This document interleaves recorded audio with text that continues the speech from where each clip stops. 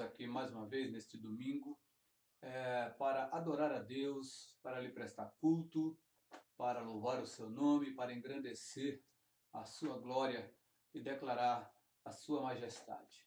Para aqueles que não me conhecem, eu sou o presbítero Marcos de Jesus, da Igreja Presbiteriana, cidade satélite, aqui em Aparecida de Goiânia, no estado do Goiás.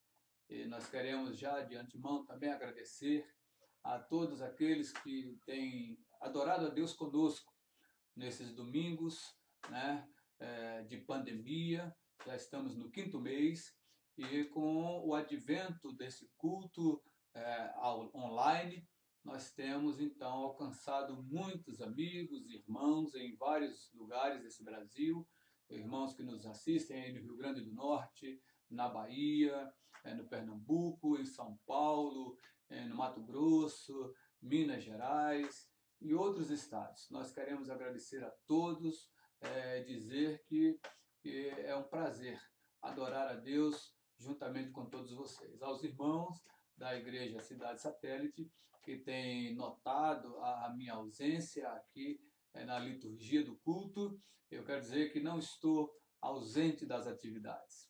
Estou ausente na liturgia do culto, mas tenho dedicado o meu tempo na edição, na preparação deste culto que levamos ao ar todos os domingos.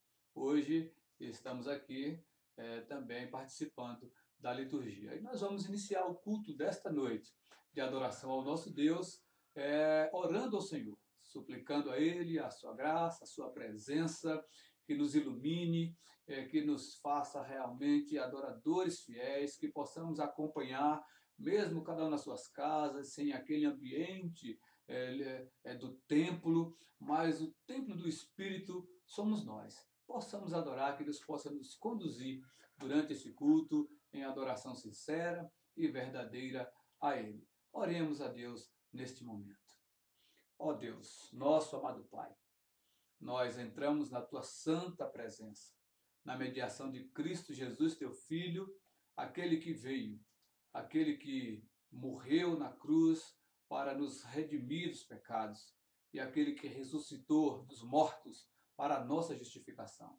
Em nome dele te oramos, nessa hora, suplicando que o Deus Espírito Santo esteja, Senhor, conosco no decorrer de todo este culto, para que te prestemos, ó Deus, culto que de fato te agrade. Que o Espírito Santo do Senhor ilumine as nossas mentes, nos dê entendimento da Tua palavra. Que o Espírito do Senhor nos instrua, nos capacite na adoração, para que este culto de fato exalte a Tua majestade.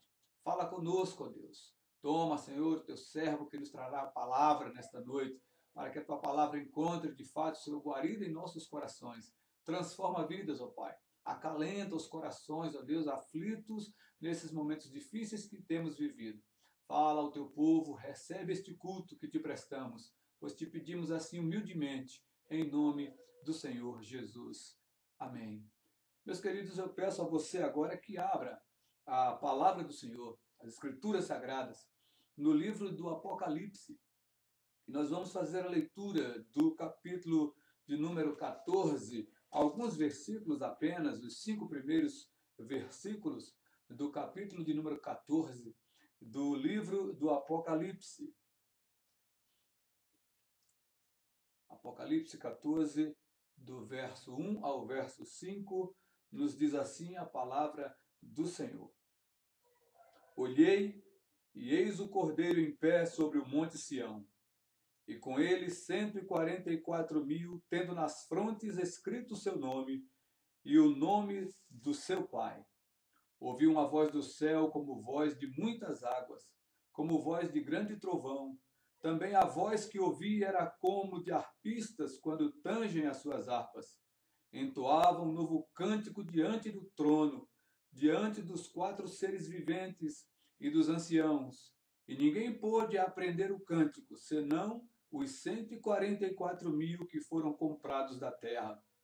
São estes os que não se macularam com mulheres, porque são castos. São eles os seguidores do Cordeiro, por onde quer que vá. São os que foram redimidos dentre os homens, primícias para Deus e para o Cordeiro. e não se achou mentira na sua boca, nem tem mácula. Meus queridos, esse simbolismo numérico de 144 mil, nesse simbolismo encontram-se todos os eleitos do Senhor, aqueles que foram capacitados, aqueles que foram selados com o Espírito Santo do Senhor, que podem compreender as coisas do Senhor. Esses entoaram e entoarão com o Cordeiro um novo cântico. E nesta noite, em que nós estamos reunidos para adorar a Deus, fazendo a leitura devocional nesse texto, para nos lembrar que somos um povo remido e lavado pelo sangue do Cordeiro, que fazemos parte do universo daqueles a quem Deus chamou eficazmente em Cristo. Esses que entendem que o louvor pertence a Deus e que se reúnem para adorar, exaltar e louvar esse Deus. Que esse mesmo Deus, mediante o seu Espírito em nós, nos leve a essa verdadeira adoração. Adoração que não é um favor que fazemos a Deus. Adoração que é um dever, que é o nosso preito de gratidão, de reconhecimento àquele que nos tirou das trevas e nos transportou para o reino do Filho do seu amor. Verso 3 diz: entoavam um novo cântico diante do trono, diante dos 4 seres viventes e dos anciãos. E ninguém pôde aprender o cântico, senão os 144 mil que foram comprados da terra. Eu fui comprado pelo sangue do Cordeiro lavado. Eu creio que pelo sacrifício do meu Jesus na cruz, eu pertenço a esse universo que adora, que serve a Deus e que aguarda o dia do encontro para morar na glória. Se você faz parte deste universo, entoe também cânticos de louvor ao nosso Deus. E nós vamos entoar a Deus, nesta hora, o hino de número 27 do nosso inário presbiteriano, um hino ao Senhor. Adoremos a Deus e continuemos em adorá-lo. Seja Deus louvado. Hino 27.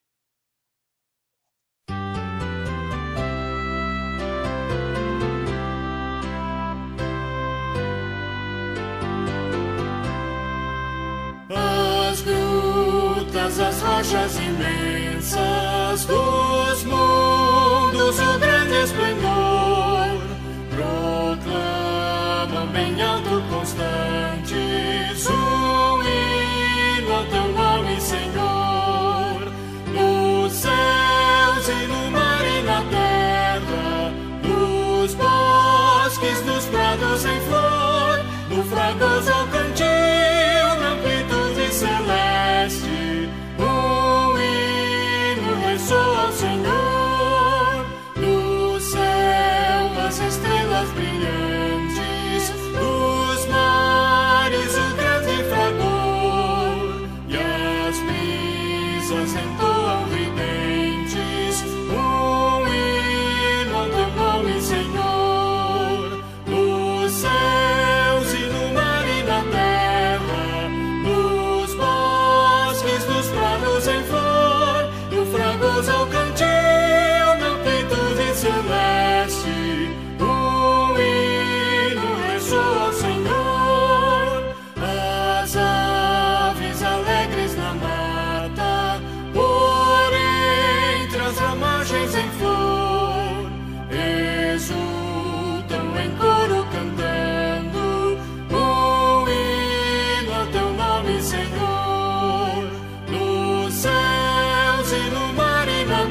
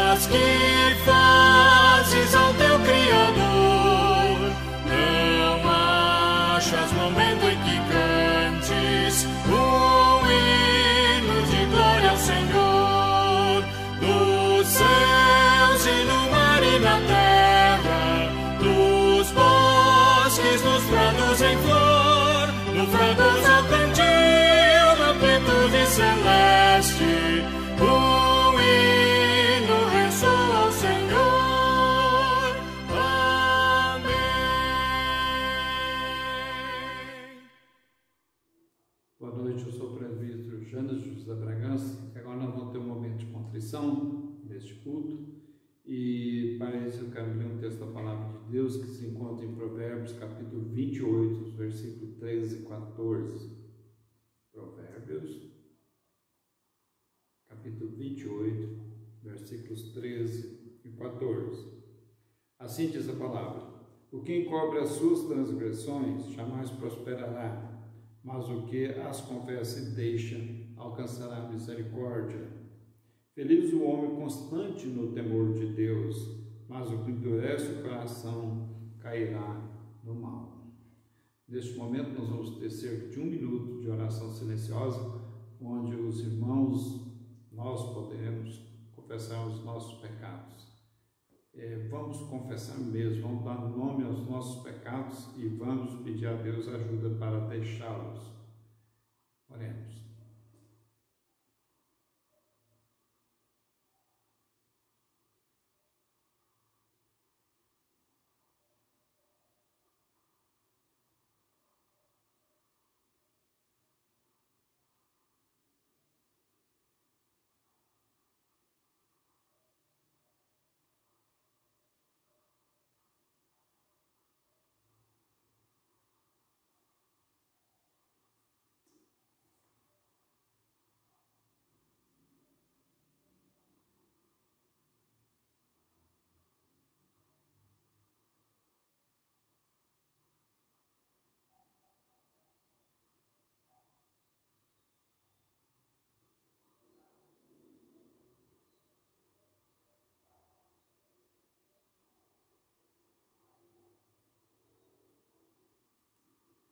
Agora vamos ter uma oração de louvor e agradecimento. Senhor nosso Deus e Pai, nós te louvamos, ó Deus, e graças te damos, Senhor, pelo perdão dos nossos pecados. Pai celeste e eterno, nós te louvamos porque o Senhor é um Deus bom, um Deus misericordioso, um Deus compassivo. Ó Deus eterno, rogamos, ó Deus, que o Senhor nos dê sabedoria, ó Deus, para viver os nossos dias, os nossos tempos. Ó Deus, dai-nos, ó Deus, capacidade para não cairmos em tentações. Livra-nos, ó Deus, do mal. Pelos méritos infinitos de Jesus Cristo, teu amado Filho, é que nós oramos. Amém.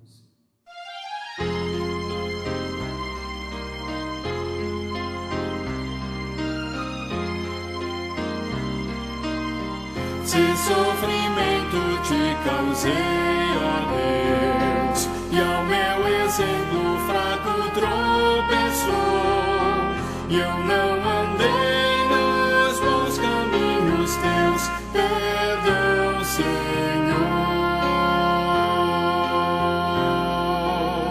Se vão e fútil foi o meu falar, e amor ao meu irmão não demonstrei, ao sofredor eu não quis ajudar, perdão, Senhor.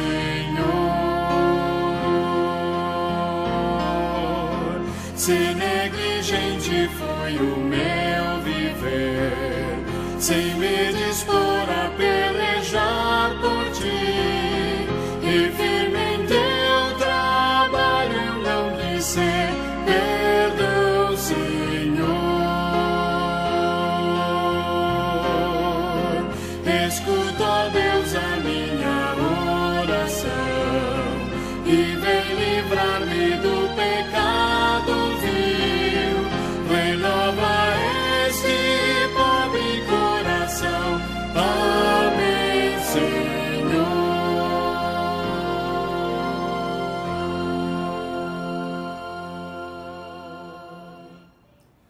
Boa noite a todos. Saúdo aos irmãos com a paz de nosso Senhor Jesus Cristo. Teremos agora o nosso momento de intercessão. Antes, abramos as nossas Bíblias no livro de Marcos, no capítulo 7, nós vamos ler do versículo 31 ao versículo 37. Marcos, no capítulo 7, versículos de 31 a 37. A cura de um surdo e gago.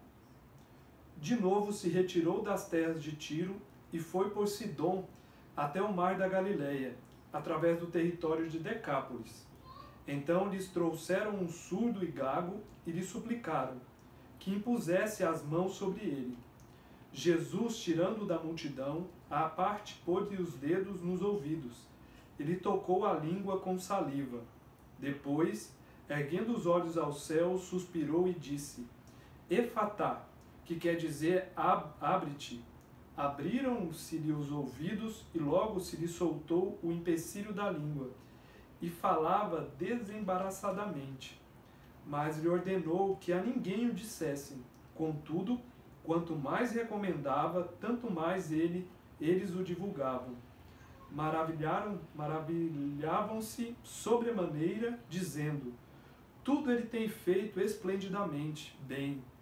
Não somente faz ouvir os surdos, como falar os mudos. Louvado seja o nome do Senhor. Sabemos que nosso Deus tem poder para curar. Então, neste momento, coloca seu irmão, seu ente querido, na presença do nosso Deus, para que Deus possa curar, para que Deus possa estar abençoando a vida dele neste momento. Oremos então todos ao nosso Deus.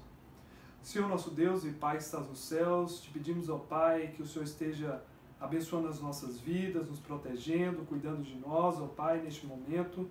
E oramos ao Senhor porque Tu és um Deus poderoso, Pai, um Deus que pode curar, que pode livrar, ó Pai.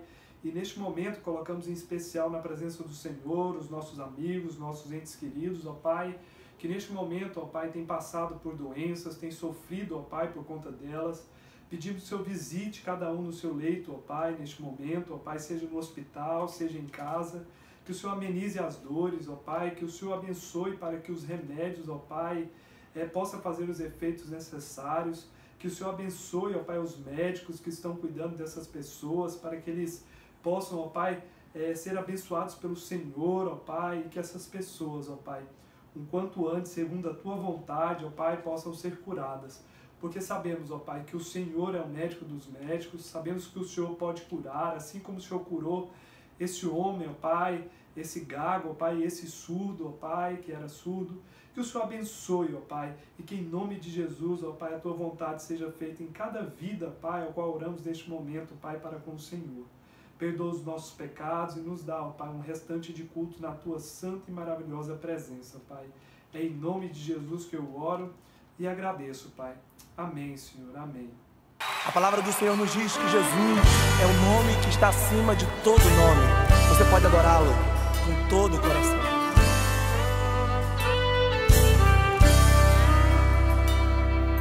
Ó Deus, Tu és o meu Deus forte, o grande El Shaddai, todo-poderoso Adonai. Teu nome é maravilhoso, Conselheiro, Príncipe da Paz, Yeshua HaMashiach, Deus Emanuel. O pastor de Israel, o guarda de Sião, a brilhante estrela da manhã. Jesus, Teu nome é precioso, meu Senhor e Cristo, o nome sobre todos pelo qual existo. Jireh, o Deus da minha provisão. Shalom, o Senhor é a minha paz. Chamar, Deus presente sempre está. É o Elion, outro igual não há.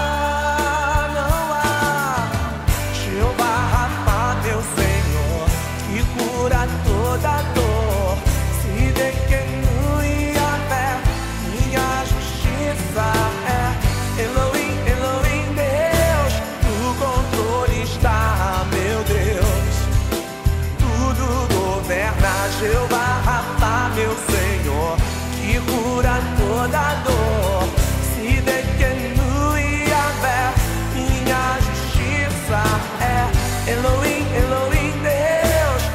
Controle está, meu Deus, tudo governa.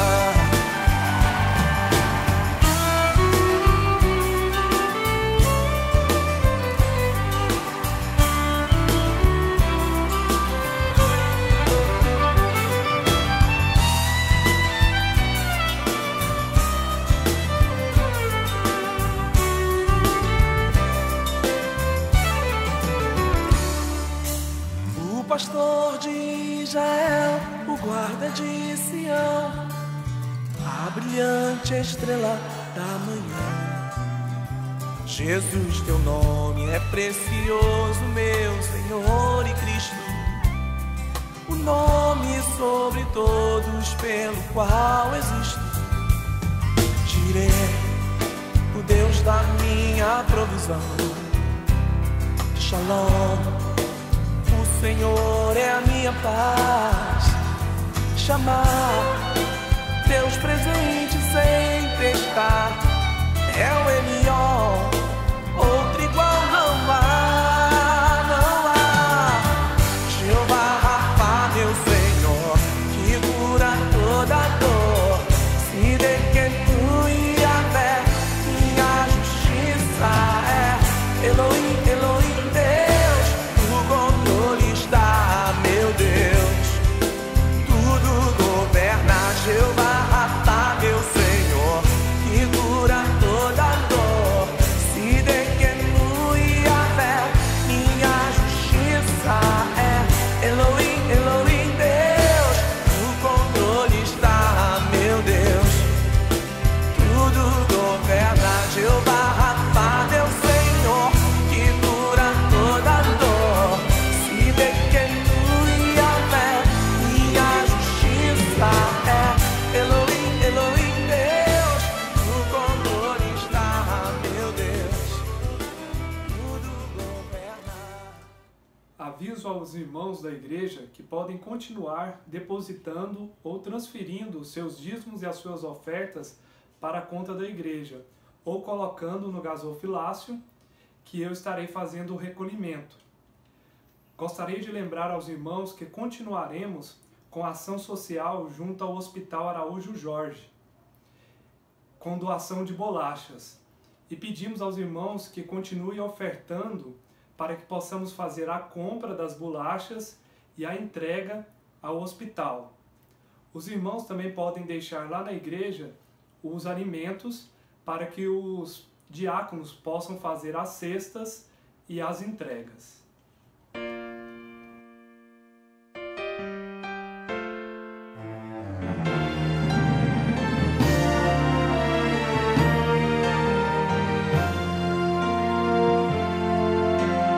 Deus, somente Deus, criou o mundo e o que nele há. O ser que pode respirar existe para mostrar a glória do Senhor. Deus, somente Deus, os seus mistérios pode revelar. Os seus desígnios quem jamais um dia conheceu, pois Deus somente é Deus.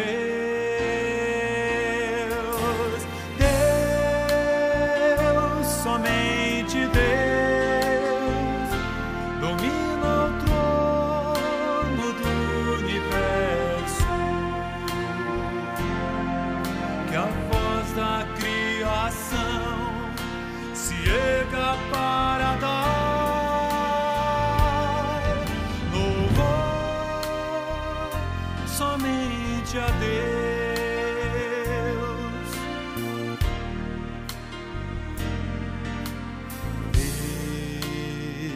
Deus, somente Deus, eternamente em nós há de inspirar a alegria de adorar, desejo de exaltar a Deus, somente a Deus.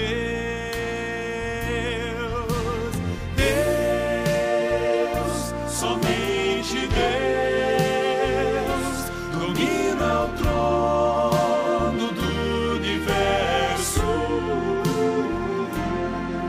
Que a voz da criação se erga para dar louvor somente a Deus.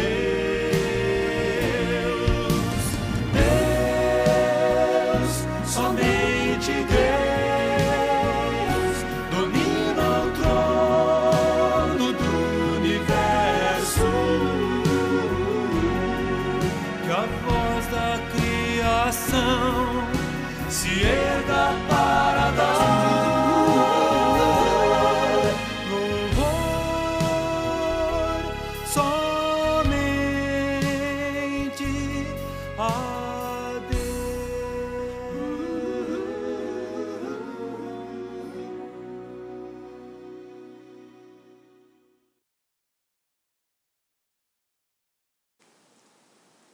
Irmãos, graça e paz, juntos novamente no culto ao Senhor, culto de louvor, de adoração ao Senhor, nesse domingo, não é? Em que nós estamos nas nossas casas, mas vivendo claramente a nossa vida cristã, vivendo com o Senhor Jesus, buscando louvar e engrandecer o seu nome. Te convido a abrir a sua Bíblia nesse domingo, nessa noite, onde você está. Abra a sua Bíblia na carta de Paulo aos Filipenses, no capítulo 2.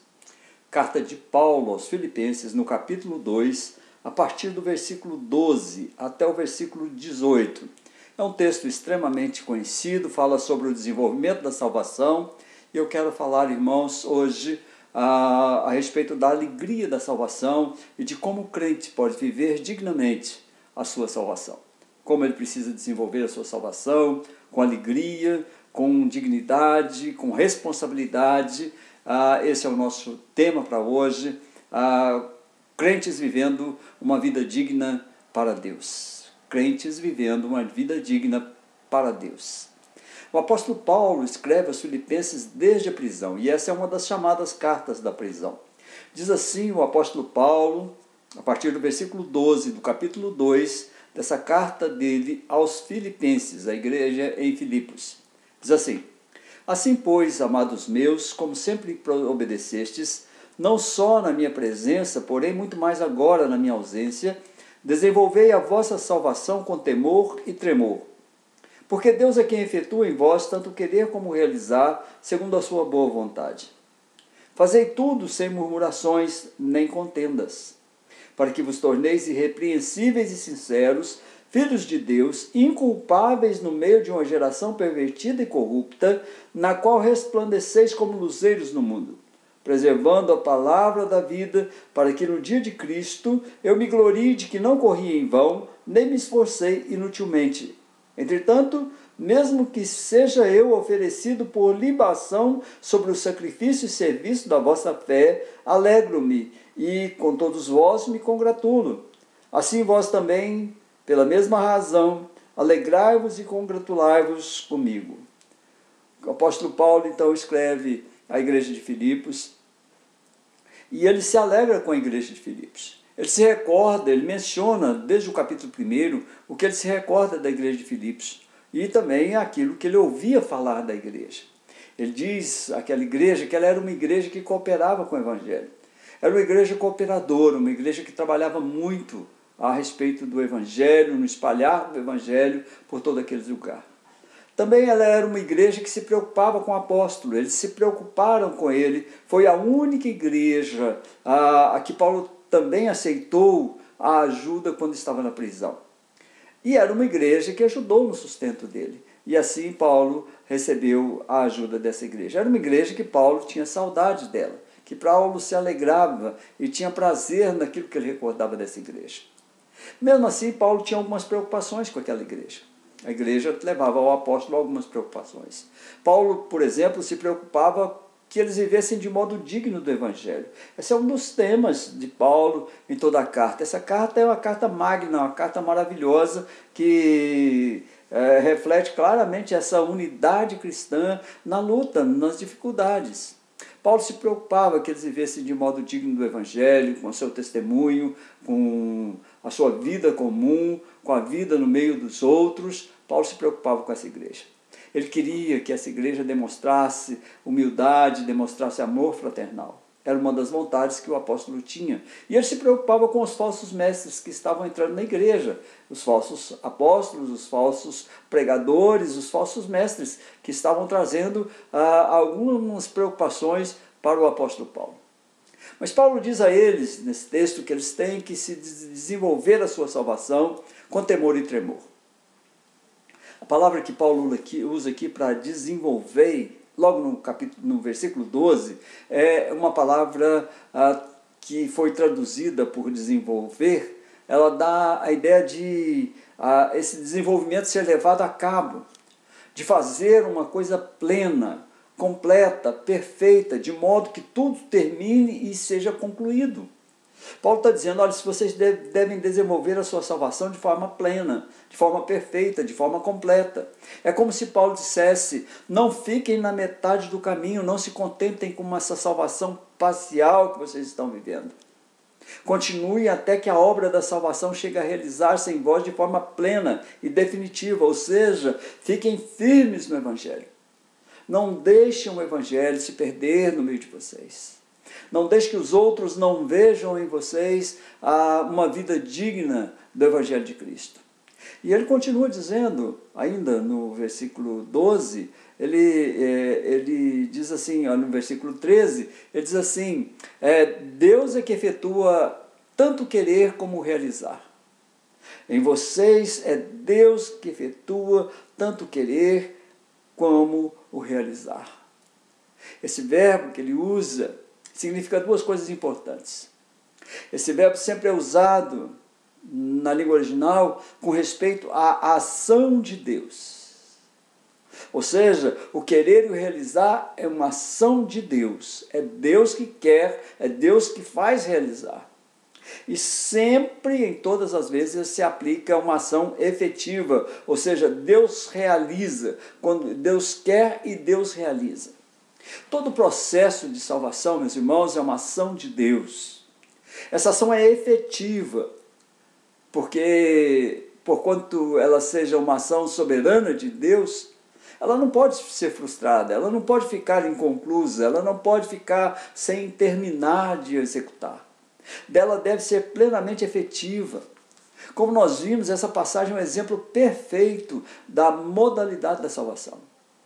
É um exemplo perfeito daquilo que é a salvação. É Deus quem faz a salvação, é Deus quem quer a nossa salvação e é Deus quem efetua a nossa salvação. Vejamos como Paulo expõe aos filipenses esse tema com mais facilidade, com maior compreensão. Olha o que ele diz no versículo 13. Ele diz assim, porque Deus é que efetua em vós tanto querer como realizar, segundo a sua boa vontade. Em primeiro lugar, irmãos, a salvação é de Deus. É Deus quem opera a salvação no homem. É Deus que opera em nós a vontade e o desejo de sermos salvos. Deus é aquele que desperta o desejo dele em nossos corações. Ele acorda o nosso coração para o desejo de Deus, que nós sejamos salvos. É verdade que nossos corações estão inquietos até que nós possamos descansar no Senhor. E também é verdade que nem sequer nós podemos começar a buscá-lo, a não ser que ele já nos tenha encontrado. A não ser que o Pai nos envie a Cristo, de maneira alguma nós conseguimos buscar ao Senhor. O desejo de bondade, o desejo de paz, o desejo de salvação de Deus não vem ao ser humano por nenhuma emoção humana. Não é porque o meu coração humano ou porque a minha mente humana deseja bondade, paz, salvação. Não é isso. O começo desse processo não depende de nenhum desejo humano. Depende do desejo de Deus. O homem natural não corre para Deus. Ele não vai buscar a Deus. O morto não tem ação nenhuma na sua salvação. A continuação desse processo, não é? Ela depende de Deus. A nossa santificação, o nosso desejo de continuar fazendo bem, sem uma ajuda de Deus, não pode haver nenhum progresso do homem. Tudo depende de Deus. Sem a ajuda de Deus, nenhum pecado pode ser vencido, não pode ser obtida nenhuma das virtudes de Deus. Só por meio da ajuda de Deus nós podemos superar o mal e podemos fazer o bem, irmãos. O processo de salvação também termina em Deus. Porque o final do processo da salvação é a amizade de Deus conosco. Onde nós somos do nosso amado e o nosso amado. E Deus é o nosso amado. Nós somos do amado e o amado é nosso. Por essa razão a gente diz com verdade que a obra da salvação começa com Deus, continua com Deus e termina em Deus. Em segundo lugar, irmãos, versículo 12, ele diz assim: assim, pois, amados meus, como sempre obedecestes, não só na minha presença, porém muito mais agora na minha ausência, desenvolvei a vossa salvação com temor e tremor. Desenvolvei a vossa salvação. Vamos pensar um pouco a respeito. Paulo diz: desenvolvei a vossa salvação. Quando um homem está doente, o médico pode ser capaz de curá-lo, nós sabemos disso. Os medicamentos, as técnicas de cura podem estar ao seu dispor, mas jamais se curará e se restabelecerá a não ser que ele recorra ao médico, que ele recorra às técnicas, que ele recorra ao remédio. Um homem não pode, por exemplo, aprender sem professor, mas o professor é impotente para ensinar se o estudante se negar a usar os livros, os utensílios, a prática, a disciplina para adquirir o conhecimento. O que nós estamos dizendo e que Paulo diz claramente aqui é que sem o oferecimento e o agir de Deus não se pode falar de salvação, mas o homem deve crer. E mesmo crer é obra de Deus. O homem precisa viver aquilo que crê. Aqui Paulo estabelece pelo menos 5 sinais da salvação e eu gostaria de vê-los com os irmãos. O primeiro sinal da salvação que Paulo nos mostra aqui é o sinal do progresso efetivo, o progresso contínuo. Paulo diz: desenvolvei. Na sua vida diária, o cristão precisa dar contínua evidência de que trabalha efetivamente na sua própria salvação. É uma salvação que a cada dia a gente vê melhor, a cada dia as pessoas percebem mais e ela chega a uma maior perfeição. É o que nós chamamos de um processo de santificação sem a qual ninguém verá a Deus. É um sinal de progresso efetivo, cada dia mais, cada dia melhor, cada dia mais próximo de Jesus, cada dia mais próximo de refletir imagem e semelhança de Deus. Infelizmente, irmãos, muitos crentes levam na vida sempre a marca das mesmas faltas, dos mesmos enganos, os mesmos pecados. Infelizmente, eles continuam sendo vítimas dos mesmos hábitos, continuam sendo escravos das mesmas tentações, seguem sendo culpados das mesmas deslealdades, dos mesmos fracassos, irmãos. Não se esmeram no processo de santificação. A verdadeira vida cristã, irmãos, não pode permanecer no mesmo lugar. Ela deve estar em contínuo progresso. E não pode ser de outra maneira, porque a vida cristã é uma viagem rumo à eternidade com Deus. É para lá que nós estamos indo, é para estarmos com Deus. Portanto, precisamos a cada dia, a cada momento, ter esse progresso na nossa salvação. Uma salvação já efetuada por Deus em nós nos obriga, nos faz e nos dá alento para procurarmos sinais de que a nossa salvação está sendo a cada dia mais próxima, a cada dia estamos mais parecidos com Jesus. O crente precisa assumir o controle da sua vida pessoal. Ele precisa refletir e precisa assumir o controle da sua vida pessoal. O segundo sinal que Paulo nos mostra aqui, ele chama de temor e tremor. Ele diz: desenvolvei a vossa salvação com temor e com tremor. Evidentemente que Paulo não está falando aqui do temor e tremor do escravo que se arrasta aos pés do seu senhor. Não é esse temor. Não é o temor e tremor diante da perspectiva de castigo. Nós desenvolvemos a nossa salvação não porque seremos castigados se não fizermos. Ela provém do amor a Deus. Ela provém do sentimento da nossa própria condição de criaturas. Fraqueza, incapacidade, impotência para enfrentar a vida e as tentações. Mas não é o temor e tremor que nos impulsiona a nos esconder de Deus e nos separar dele. Não é isso que Paulo está dizendo. É antes o temor e o tremor que nos impelem para buscar a Deus, que nos levam à busca de Deus e nos liga cada vez mais estreitamente ao nosso Pai, na certeza de que sem a sua ajuda nós não podemos absolutamente enfrentar a vida, irmãos. É este o temor e tremor que Paulo está dizendo, essa vontade, esse impulso para buscar a Deus. E ela tem origem no temor de afligir e de desagradar a Deus. O temor do amor não é o temor de ser castigado por outros, mas sim o temor de ferir o coração do Senhor. O crente conquistado, aquele por quem Cristo diz que é amigo e que morreu por esse amigo, precisa ter temor de infligir um sofrimento ao Senhor Jesus por causa do amor que Ele nos tratou e que Ele tem para conosco. Também, irmãos, o terceiro sinal é o sinal da serenidade, sinal da segurança. O cristão faz tudo, sem murmuração e sem contendas. O terceiro sinal, irmão, está no versículo 14, diz assim: fazei tudo sem murmuração e sem contendas. É de serenidade, é segurança. Olha para essa palavra murmuração, o autor usa um termo grego que evoca o murmúrio da rebelião e infidelidade dos filhos de Israel quando peregrinavam pelo deserto. O povo murmurou contra Moisés. Olha Êxodo capítulo 15, versículo 24, Êxodo capítulo 16, versículo 2, Números capítulo 16, versículo 41, que eu não vou ler porque eu demoraria. Mas é esse murmúrio de rebelião e infidelidade de Israel. Essa palavra quer dizer, essa murmuração, traduzida para murmuração, é essa palavra grega. Ela descreve o murmúrio surdo, ameaçador do povo que desconfia de seus líderes, está à beira de uma revolta contra eles. E para contendas, Paulo usa uma palavra que descreve as disputas, os debates inúteis e às vezes até mal intencionados, que dão origem a dúvidas e vacilações. Não viver em contendas, não viver em murmurações.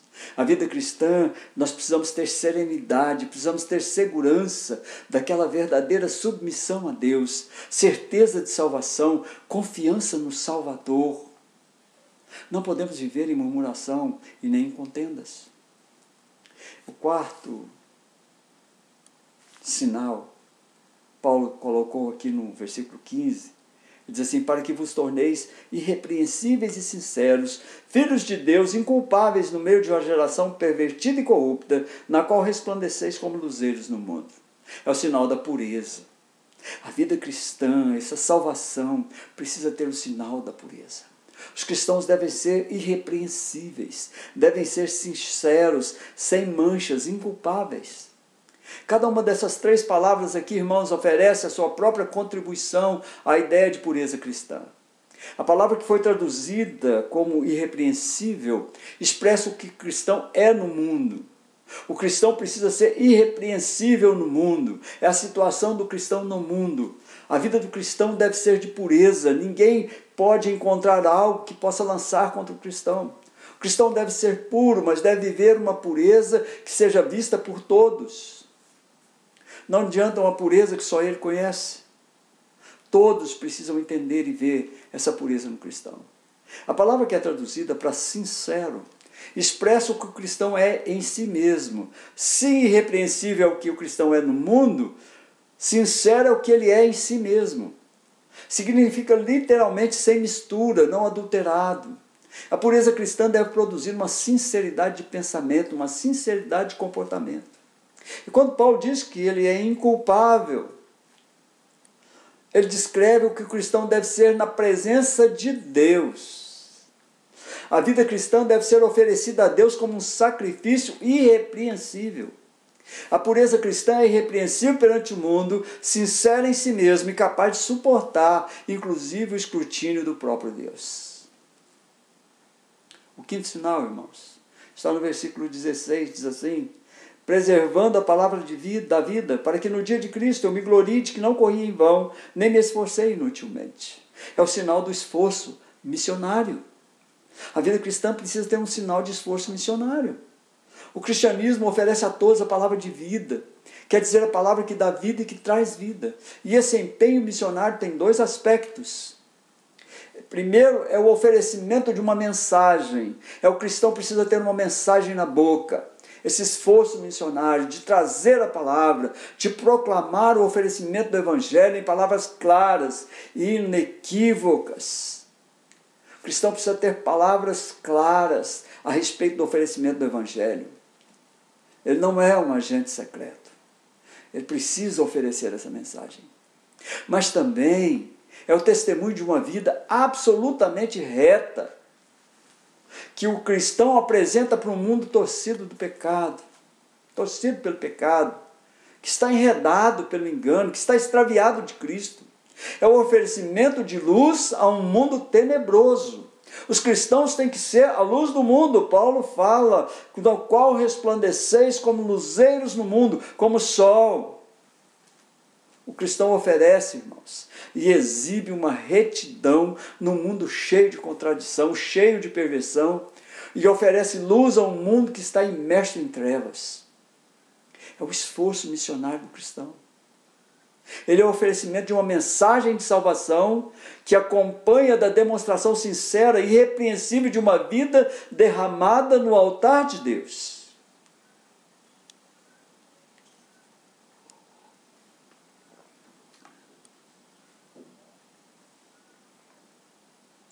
Eu quero, irmãos, começar já a partir para a minha conclusão dessa palavra à igreja nessa noite. Olha, irmãos, se a salvação é uma sábia decisão de Deus, originada em seu amor pelo homem, se ela é aplicada mediante o agir do Espírito Santo nesse homem, se até a fé que nós temos é um dom de Deus, então esse homem tem muito para desenvolver na sua santificação. Ele precisa mostrar em si mesmo o que ele recebeu de Cristo, o que Jesus deixou impresso nele, ao salvá-lo, ao tirá-lo das trevas, ao mudar a sua vida, ao transformar a sua mente. E precisa fazer isso com gratidão no coração. Paulo conclui a sua palavra com duas figuras bem vivas que ele usa em várias cartas. A primeira dessas figuras é que Paulo anseia o progresso cristão, a perfeição dos filipenses, em tal medida que no final dos tempos eles desfrutem a alegria de saber que não correram e que não trabalharam em vão. Descreve o tipo de trabalho que o homem gasta até as suas últimas energias. É o esforço do treinamento atlético, que Paulo diz é que ora para que toda a disciplina do treinamento que ele impôs a si mesmo e impôs nessa carreira cristã não correu, ou que ele correu não tenha sido em vão, não tenha sido jogado fora. Quando ele usa o versículo 17, ele usa uma imagem dos sacrifícios pagãos. Uma das formas mais comuns do sacrifício pagão da época era o que se chamava libação. A libação consistia em derramar uma taça de vinho como uma oferenda aos deuses.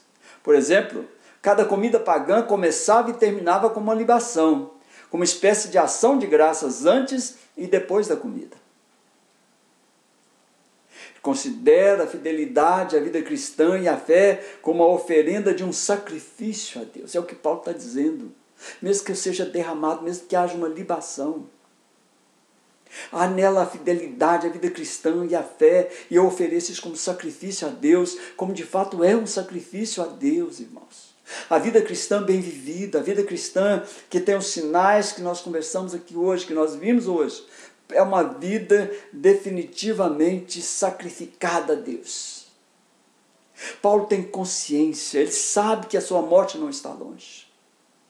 Ele escreve dentro da prisão em Roma, quando ele já está à espera do seu juízo. Por isso ele diz estar inteiramente disposto a ser derramado em libação. Paulo quer dizer aos filipenses o seguinte: a fidelidade de vocês, a sua lealdade cristã, são um sacrifício a Deus. Ele diz a nós hoje, irmãos, à igreja presbiteriana da cidade satélite, aos amigos, aos irmãos que estão distantes, ele diz: a fidelidade de vocês, a sua lealdade cristã, são um sacrifício a Deus. Paulo diz assim: se eu tiver que enfrentar a morte por Cristo, eu faço isso voluntariamente. E de modo prazeroso, para que a minha vida seja derramada como uma libação no altar, sobre o qual se realiza o sacrifício de vocês. Precisamos pensar na nossa vida cristã dessa forma, irmãos. Para Paulo, morrer por Cristo era um privilégio. E aqui, irmãos, no desenvolvimento da nossa salvação, nesse processo de santificação, essa parte que cabe a nós, é um privilégio morrermos para o mundo, morrermos com Cristo, para podermos ressuscitar com Ele. Paulo tinha toda a intenção de fazer da sua vida um sacrifício, uma oferenda para Deus. E se isso ocorresse, ele viveria a sua mais profunda alegria. Precisamos viver a alegria de uma vida cristã genuína, de uma vida cristã que se desenvolve, que vai para frente, irmãos, que não para e que não se volta para trás. Por isso Paulo convida de antemão aos irmãos a não lamentar-se, mas sim a alegrar-se. Para Paulo, todo chamado ao sofrimento, todo chamado ao sacrifício, à fadiga, era um chamado ao amor de Cristo. Todo chamado que nós sofremos, irmãos, ao sofrimento, ao sacrifício, à fadiga, é um chamado ao amor de Cristo Jesus. É nessa fraqueza que nós somos fortes. Por isso, tanto Paulo quanto os irmãos filipenses, como nós, eles não poderiam e nós não podemos responder com lamentos, nem com pesar, mas com alegria da salvação. O que Paulo faz nesses versículos é a seguinte convocação aos crentes, que eu transmito a você e transmito a mim mesmo. Entendam que nada são sem Deus, de que não podem ser salvos sem que Deus queira a sua salvação. Sejam humildes em razão dessa compreensão e vivam como Deus quer que vocês vivam, com integridade, com sinceridade, sendo irrepreensíveis na adoração e na sua vida cristã, sendo mensageiros de uma mensagem que não somente vocês divulgam, mas que vocês vivem.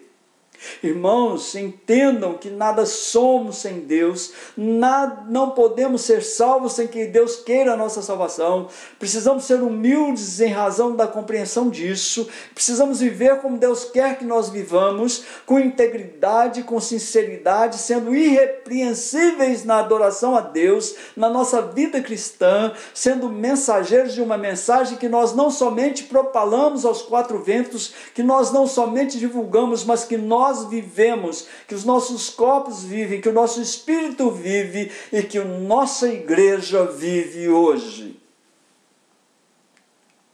Eu quero, irmãos, assim, finalizando a minha pregação nessa noite, fazer algumas aplicações para a nossa vida a respeito desse texto. A primeira aplicação que eu quero fazer é que, estando ou não sendo advertidos, nós precisamos viver uma vida de santificação. É um processo difícil, que dura a vida toda, mas o crente não pode abrir mão dela. O crente não pode abrir mão desse processo de santificação. Ele não pode abrir mão de lutar para ser cada dia mais parecido com Jesus Cristo. Nessa vida, irmãos, de santificação, nós precisamos ter a humildade de compreender que Deus é soberano em todos os seus desígnios. E que tudo aquilo que acontece conosco, todas as circunstâncias, cooperam para o nosso bem. Nós não devemos e nem podemos viver uma vida de murmuração e de contendas. Não podemos viver murmurando, não podemos viver contendendo uns com os outros. Não temos tempo para isso. Não podemos fazer isso. A nossa vida cristã, esse processo difícil de santificação, não pode ser deixado de lado. Também, irmãos, como aplicação, nós precisamos entender que o mundo precisa de vidas iluminadas em Deus, como precisa do sol. É preciso cuidar da sua vida cristã, meu irmão. Nós precisamos cuidar da nossa vida cristã, do nosso testemunho cristão, de como nós estamos vivendo a nossa salvação. Não adianta dizer, Deus já me salvou, eu posso fazer qualquer coisa. Não é assim. A palavra de Deus diz que aqueles que são salvos não vivem na prática do pecado. É um acidente, pode acontecer, mas não podemos viver eternamente nesse acidente. Uma outra aplicação, e última. Irmãos, é nosso mistério, é nossa tarefa, levar ao mundo a mensagem de um Salvador generoso. É necessário que nós levemos ao mundo a mensagem de um Salvador generoso. Mas também precisamos viver de modo generoso, de modo que as pessoas vejam esse Salvador em nós. É preciso aplicar o nosso esforço, o nosso treinamento, para dizer ao mundo que Cristo está bem representado na vida dos seus filhos. Nós precisamos viver a plena alegria do amor de Deus. Deixo com você a pergunta, você responda para o seu coração, seja sincero. E se notar que falhou, irmão, busque a presença de Deus, peça perdão e se apresente a Ele voluntariamente, com alegria no seu coração. A pergunta é, o seu viver está mostrando de modo genuíno, de modo transparente, o seu Salvador? A sua vida pode ser escrutinada pelo próprio Deus. Você tem vivido plenamente o processo de salvação? Você tem desenvolvido a sua salvação, buscando se parecer mais com Jesus Cristo? Perguntas que você deve responder para você. Quero orar por você, pela sua família, te desejando uma semana de graça e de bondade na presença do Senhor. Senhor, nosso Deus e nosso Pai, o amor do Senhor é o que temos de importante. Sabemos, ó Deus, que nada podemos sem o Senhor. E os sinais da Tua graça e da Tua misericórdia nos impulsionam a viver uma vida cristã relevante, uma vida cristã, ó Deus, diferenciada, uma vida cristã, ó Deus, definitivamente humilde, definitivamente centrada nos méritos de Cristo Jesus. Ó Deus bendito, toma a Tua igreja nessa noite e a transforme numa igreja que seja o espelho, ou que seja a imagem do Senhor refletida no espelho. Abençoa os meus irmãos, meus amigos.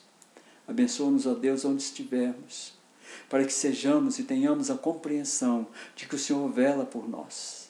Obrigado, Deus, pela salvação em Cristo Jesus. Obrigado, ó Deus, pelos sacrifícios que eu tenho que fazer para viver plenamente essa salvação que eu já recebi do Senhor. Me ajude, ó Deus, e ajude os meus irmãos, para que sejamos dignos da salvação que Cristo, através da sua morte, do seu sacrifício, do derramar do seu sangue, na cruz do Calvário, não nos simplesmente proporcionou, mas nos transformou em amigos de Deus. Obrigado, Senhor, pela Tua graça e pela Tua misericórdia. Eu oro assim, ó Deus, por todos nós, em nome do Senhor Jesus Cristo. E agora, irmãos, que a graça do nosso Senhor Jesus Cristo, que o amor de Deus, nosso Pai, e a comunhão e a consolação do Espírito Santo de Deus seja com cada um de nós e com todo o povo de Deus espalhado sobre a face da terra, não somente hoje, mas para sempre. Amém, amém e amém. Irmão, boa semana, que o Senhor te abençoe e te guarde, que o Senhor sobre ti levante o seu rosto e tenha misericórdia de ti, que o Senhor sobre ti levante o seu rosto e te dê a paz. Fiquem com Deus e até o próximo culto, querendo o nosso Senhor e Salvador Jesus Cristo.